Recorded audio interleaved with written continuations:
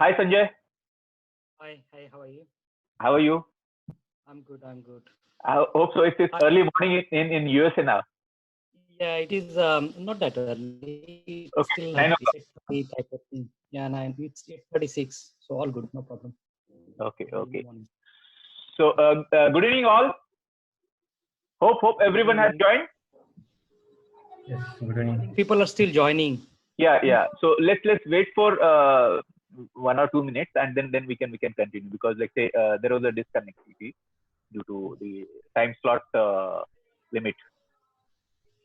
You could extend that, Shashi. How come? Now the Zoom is letting you have the meeting for longer time. Earlier they used to have those problems. Okay. Now So it is post fine. post post post this session, like say you can teach me. That would be again like say learning for me also. Because they are extending because this due to this COVID-19 Oh, situation. initial few meetings, like say we were able to like say continue for 1 hour. Okay. But then like say somehow later on like say it was not possible. So I don't know like say what is the issue. I think it's like more like a feature than it is as a bug or as a restriction Okay. because it will help you organize talk I mean the timeline can be maintained. Okay. I think don't extend. Okay. 45 minutes is a good time to have. Yeah, do understand. All Okay. right. Okay. Fine. Shall we Yeah. continue? I'll introduce you. Okay. Uh, Hi everyone. We have Sanjay Belulkar from USA.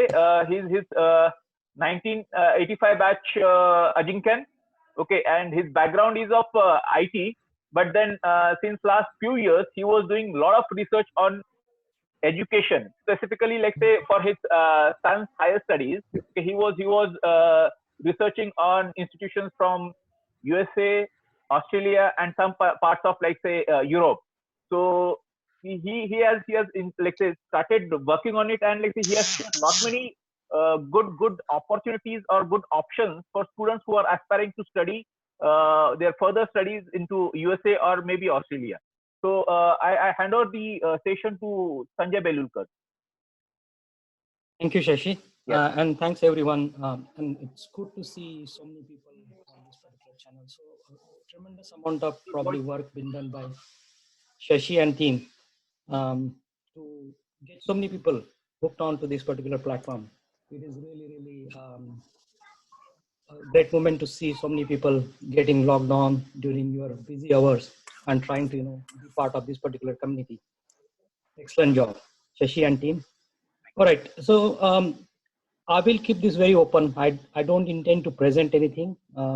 Probably may do that over the line, in next few sessions if it happens. When it comes to say studies, and studies really start not just Sir, on if you can exam. take your mic little bit closer to yourself. It's Okay, not audible. are you able to hear me Yes, now? yes. Yeah. Can you hear me now? Yes. Yes, sir, yes. All right. Yeah. So the studies really, when we talk about the education starts, very early for all of us, including our children, and we continue on that particular path. But I think one of the key things we as a parents needs to keep in mind is that education for what, and education for what specific purpose. So I think if we help them to lay out that purpose, not to force the kids to be an engineer or doctor or lawyer or whatever you want to be, because that probably was your aspiration, that probably was your way of looking at it. So we need to let them explore and understand what they want to achieve to start with. So I think let me probably start there to say that let your let your young ones, let your children explore the option. They want to be best sportsman, or they want to be best musician, or they want to be best doctor, or whatever that may be. You need to let them explore that to start. Our days, during our days, we were told to do 2 or 3 things, and we went, and luckily some of us started liking that, and we progressed with it. But I think in today's environment, in today's global world, we need to let that happen. Then comes the bit of what are the options. So when we look at the options, like there are plenty a number of options. and you don't have to sort of think about Yes, just your voice is interrupting. Your voice is being interrupted. Can you hear me now? Yeah, it is audible now. Okay, I'll probably just use the Yeah, use this because it is speakerphone. going off. Yeah. Okay. Yeah. How is it now? Yeah, it is okay. Okay, so what I was highlighting that when the education comes in picture, you don't have to restrict it to a particular country or continent. Obviously, the growing Western nations, they do offer better opportunities, better way of lifestyle, and obviously the challenges which we probably get to see in the developing nations.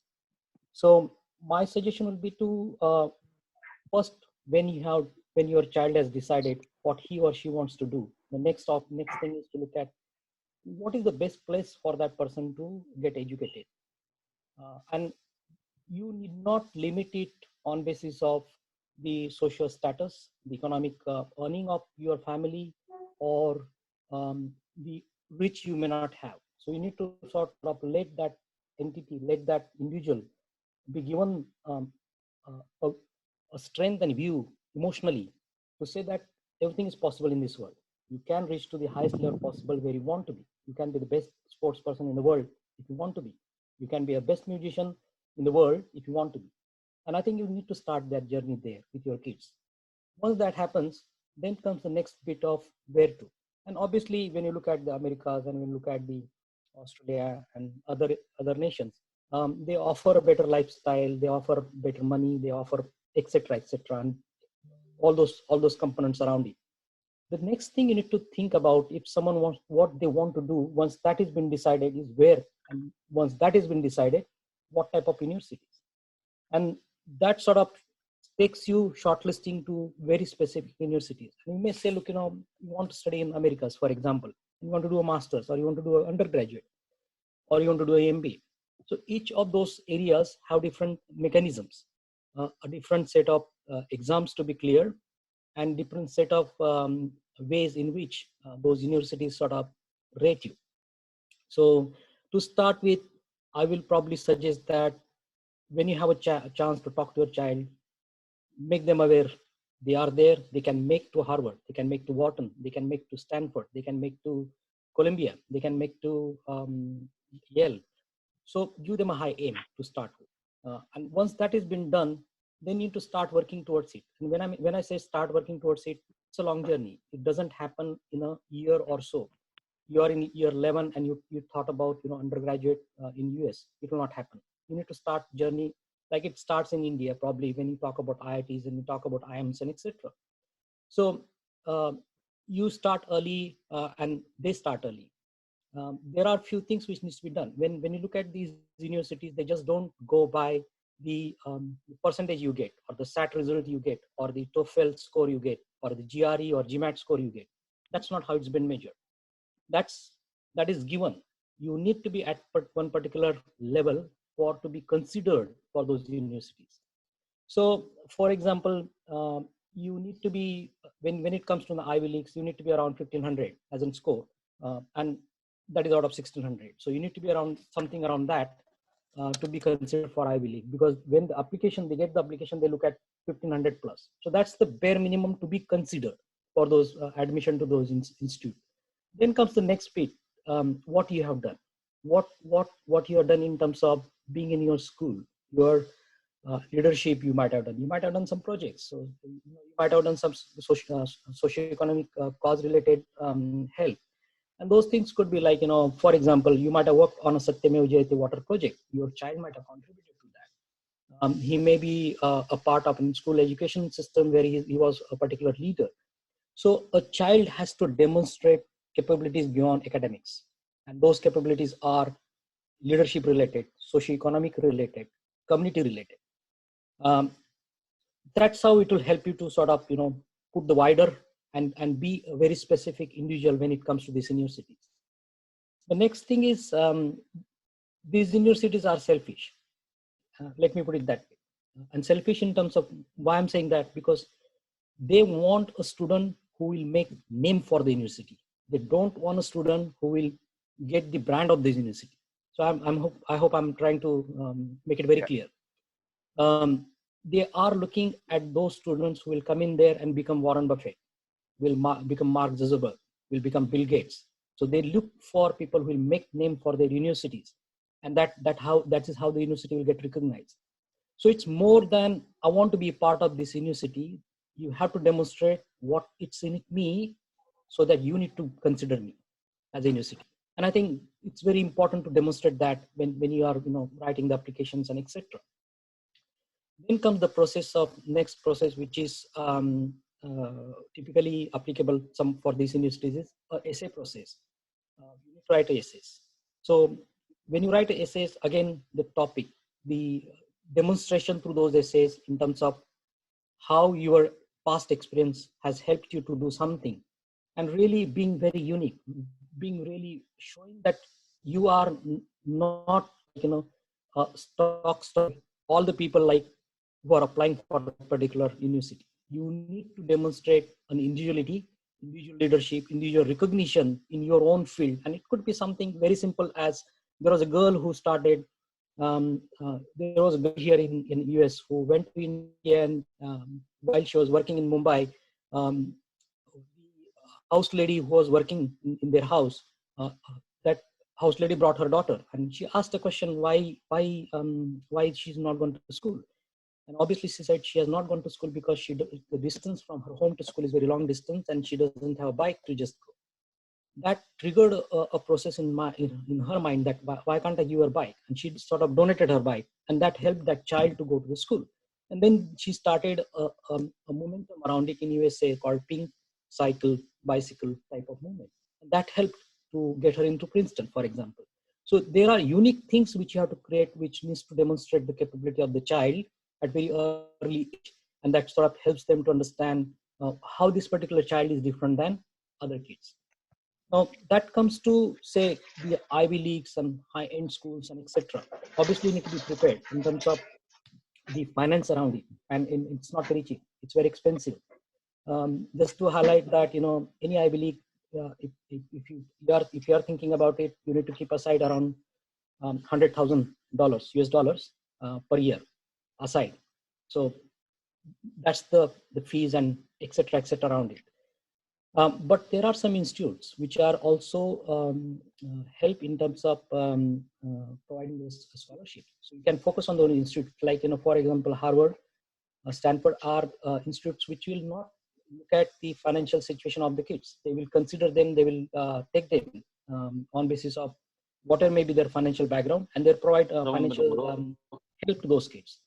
So you need to be aware of, and obviously probably, if you are interested, I will take you more on that particular path. Now that's about the Americas undergraduate, but then there are graduate. If when you consider about the masters are typically research based, and that's where most of the IITians have come in. The IITians sort of got in. I want to do a master degree and got support from the existing research type of activities, which help for their fees, and that's how they progress into get the MS and then etc. There is another a line which is like MBAs, and these MBAs are very powerful when it come into context of American education. If you get MBA from Stanford, or if you get MBA from, say, Harvard and etc., you are in different world.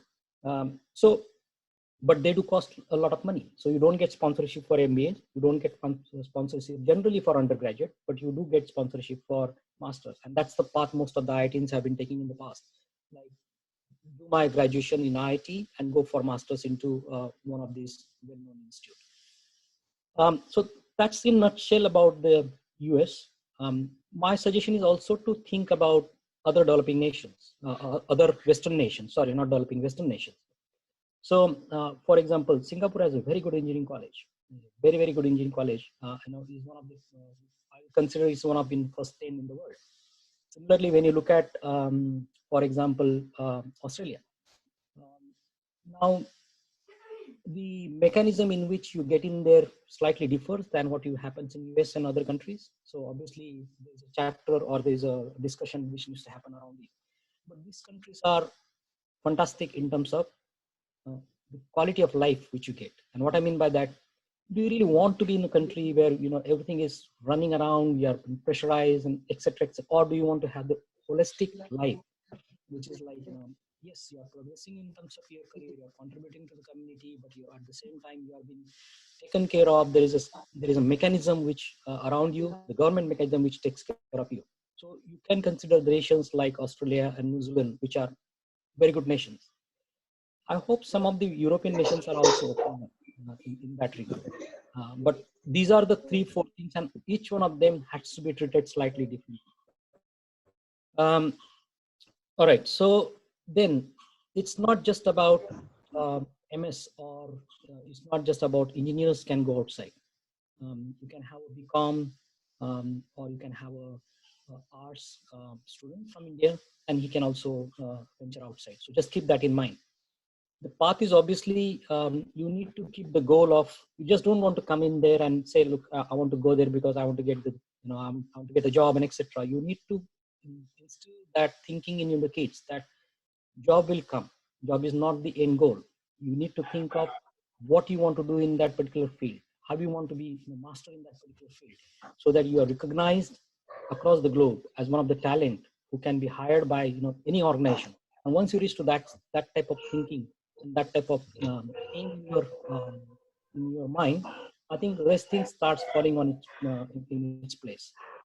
So those 2-3 things I wanted to sort of talk about. Obviously, each one of them is quite deeper when you look at any one of those institutes, any one of those organizations, any one of those countries. I'm not sure whether it has hit the mark in terms of what you are looking at. I'll probably use the rest of the time to let you ask very specific question, and that could help me for the next session, Shashi, to be very specific.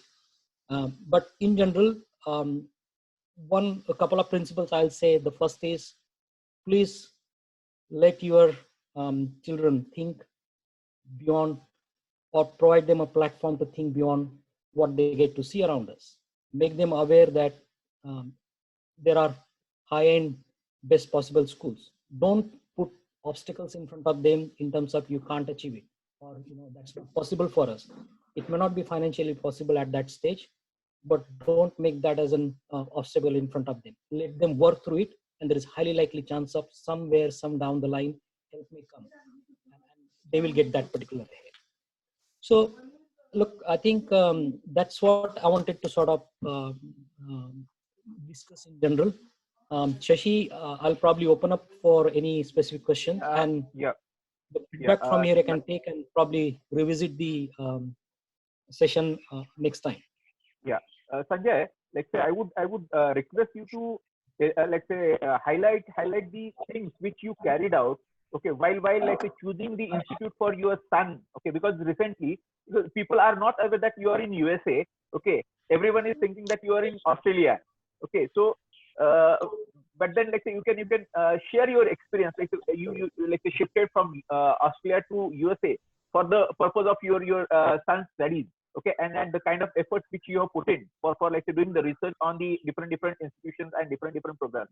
Please put light on those things. Sure. What were your priorities? Yeah, I think obviously when we look at our own example type of situation, I think when my son was sort of being part of a school, we didn't sort of force on him to do a particular thing to start with. The second thing was we did let him play a sport. I think playing sport definitely helps in terms of overall character of an individual, and explore the school environment. But we at the same time kept on feeding him with respect to what's there in the outer world. Australia is a beautiful country. It has best possible education you can, but beyond that, what? Why should we not try to the best possible institute in the world? That was the aim, and that's how we took that as a family as an objective. Obviously, a lot of contribution from my son. He is the one who we were a coach on the side, providing the direction and guidance. he went through the whole process. He got excellent SAT score. He done a lot of research. He also did a lot of social work. He started 2 or 3 socio-economic organizations like Water is Life. He became part of that. He designed a mechanism to carry water from one place to another place, specifically for continents like in Africa. And he contributed towards some of the schools in Africa, where the water was scarce and people couldn't, lifting water was a problem. Then beyond that, obviously he was a brilliant student in the school, so he was in those top ranks. Overall, he was there, was recognized for those efforts.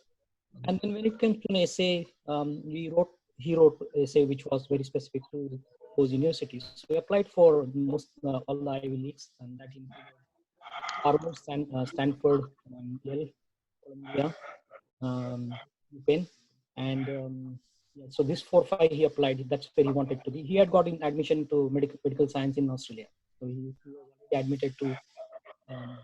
He could have become a doctor if he had not decided about. But he didn't like. He was not enjoying the subject. Out of all this institute, then he through the mechanism he got selected for Columbia to start with, but he also was shortlisted for Harvard. He was shortlisted for Yale and Wharton.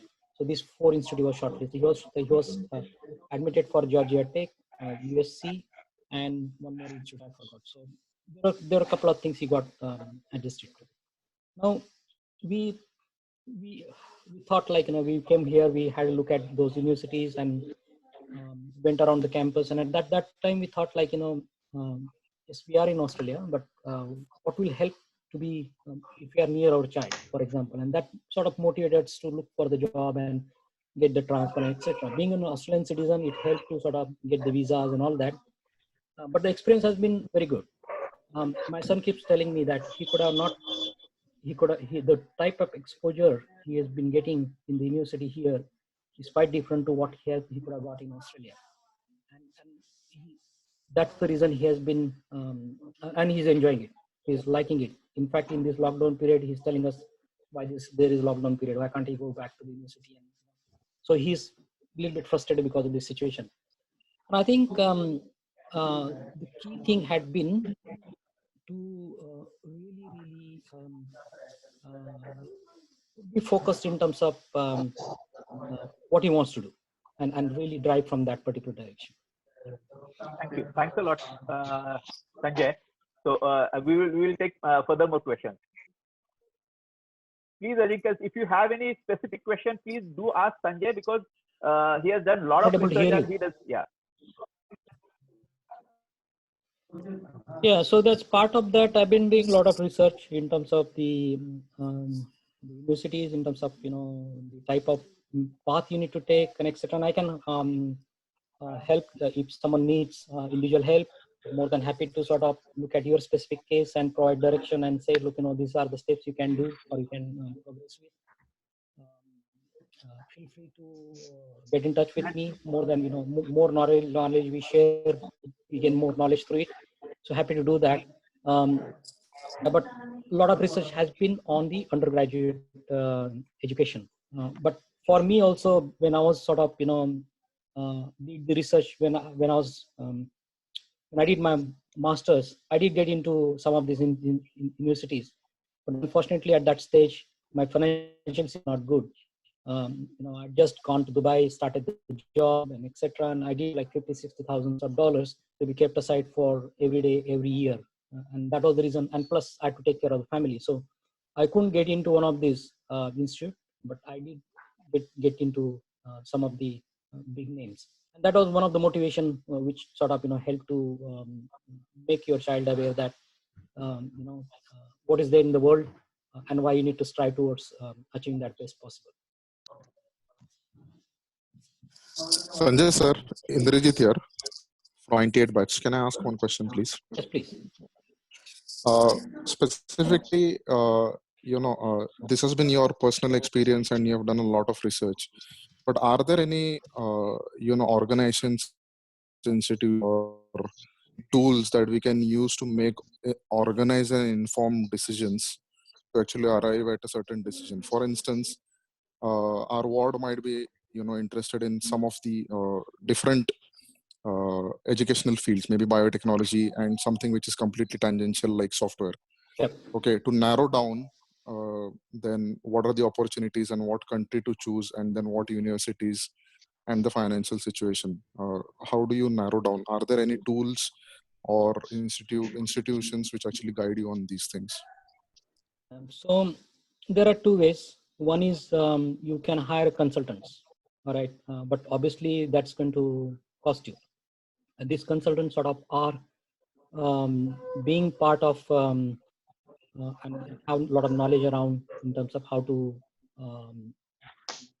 go about shortlisting those things for you. But my suggestion will be not to follow that particular path, because that will cost a lot of money. Obviously, you need to research. You need to research because your requirement is very specific to what you are after. You need to, if it's a biotechnology, you need to find out which is the best possible institute in India, for example, which is the best possible institute in the world when it comes to biotechnology. Then start exploring in terms of the mechanism where it is located, and that could drive the process of getting into it in terms of whether it's in US, whether it's in Australia, whether it's in Singapore. Then comes the next process of how, and if you go to their website, they do have a lot of information there which talks about admission process, etc., etc. So obviously each area will need very specific focus, because this is not like one method follows everything. This is not the quota method of training to get into IITs, because that's one method where people know what type of subject needs to be thought through and etc. This has a different gamut to it, which is also driven by your research on that particular university, and obviously based on the capability you can bring it for that university. Sanjay, I would like to add on. Hello. Sorry. Yeah, I would like to add on, because let's say I am into the same field. Okay, I'm let's say a consultant. Okay, educational consultant, and I'm certified and qualified to counsel students for USA, Canada, and Australia.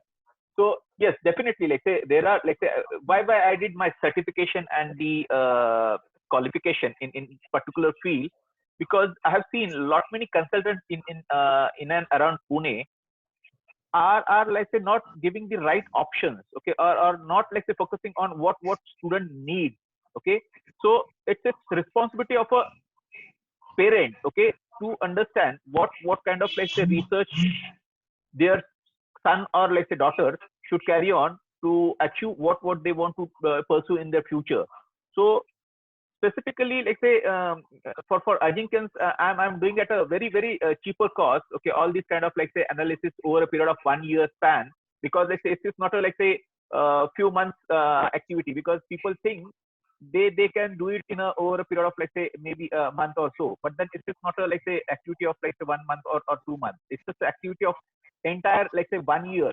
Okay, wherein, like, say, we need to first of all understand the strength areas of student. Okay, then second would be, like, say, which options are available, okay, basis the financial capacity of the parent and the language proficiency of the student. Okay, considering all aspects, like, say, we try to, like, say, recommend them, okay, country A, country B, country C, so that, like, say, they can choose out of it, and the option, okay, need to be decided by the parent and student.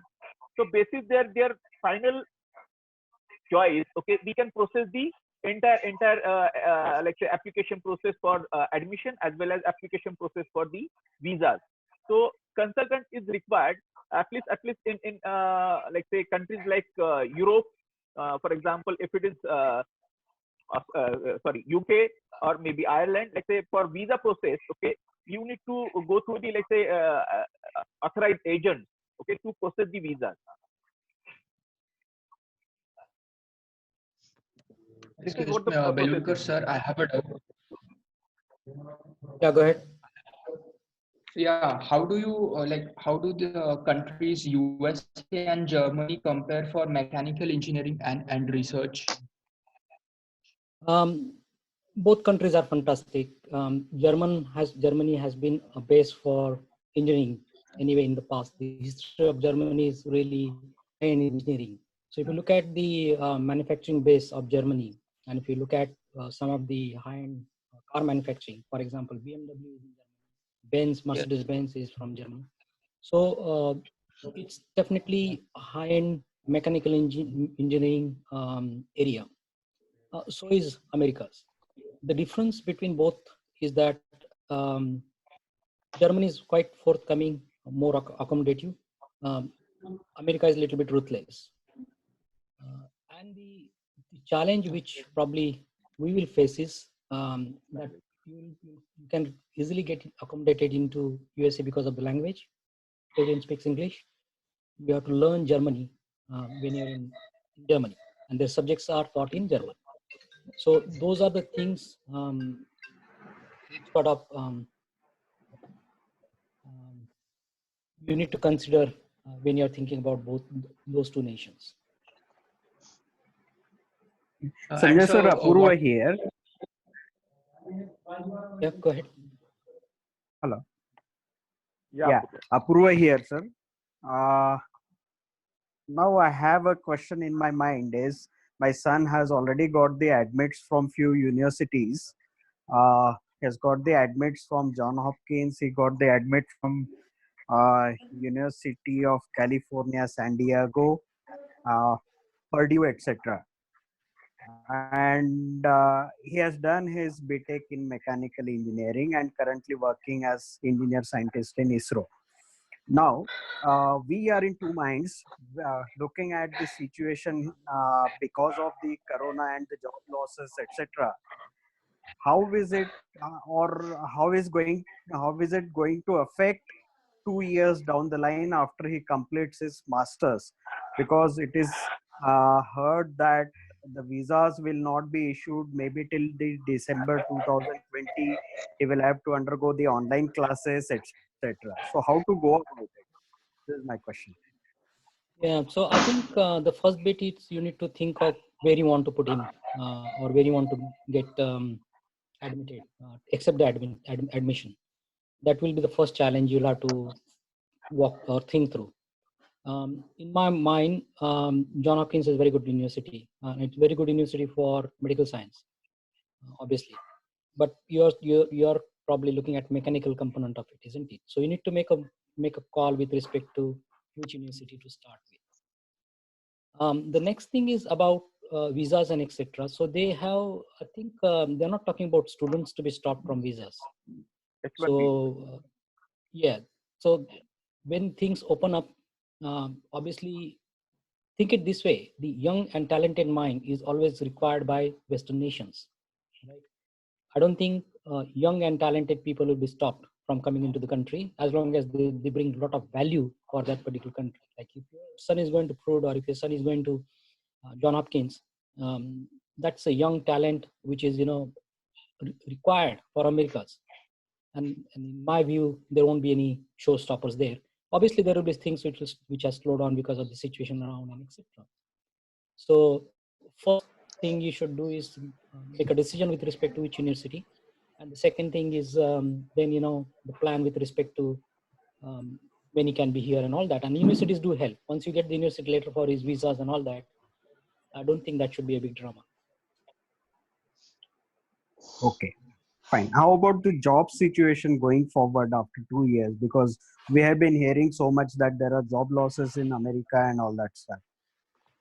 Yeah, so I think I will try to sort of reshape in my mind that when you're sending your son to, say, John Hopkins, or if you're sending your son to Crude, for example, don't give him an aim of job in America.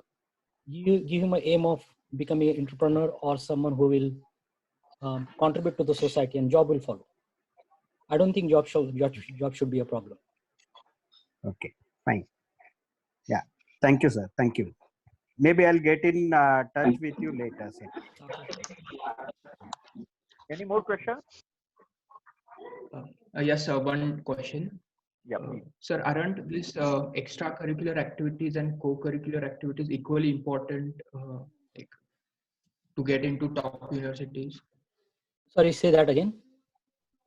These extracurricular activities and co-curricular activities are equally important to get into top universities, right? Yeah, so I think the word itself, extracurricular activities, there's a problem with that. I think we need to take away that word.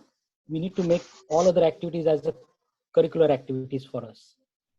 Yeah. What I mean by that, playing sports should be a part of what we do. It shouldn't be we used to call in school extracurricular activities, for example, or playing music.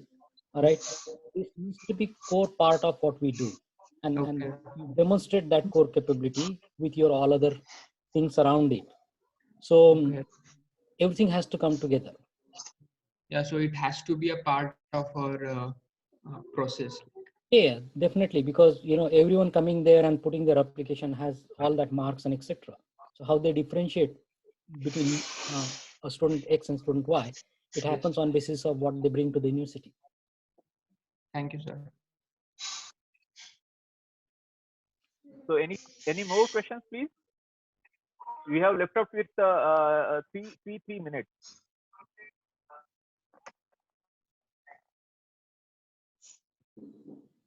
Yes, so happy for anyone to individually get in touch with me if you need more information, details. Sir, I have a doubt. Yeah. Like, what are your views on SOP and LOR? Like, how to proceed for that?